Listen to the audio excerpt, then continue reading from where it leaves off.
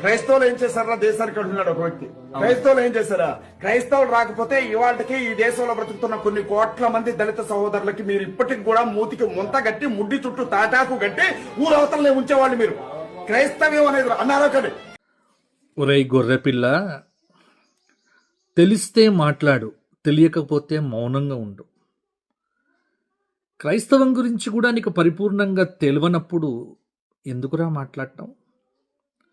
విజ్ఞానము కానీ, విద్యుత్ శాస్త్రం కానీ, యంత్ర విజ్ఞానం కానీ, ధాతు విజ్ఞానం కానీ, లోహ శాస్త్రం కానీ, విమాన విద్య కానీ, నౌకా శాస్త్రం కానీ, వస్త్ర పరిశ్రమ కానీ, గణిత శాస్త్రము కానీ, కాలగణన కానీ, ఖగోళ విజ్ఞానం కానీ, రసాయన శాస్త్రం కానీ, వనస్పతి వృక్ష శాస్త్రం కానీ, జీవశాస్త్రం కానీ, ఆరోగ్య విజ్ఞాన శాస్త్రం కానీ, ఇలా సకల శాస్త్రములు భారతీయులు కొన్ని వేల సంవత్సరాల క్రితమే అద్భుతాలు చెప్పారు.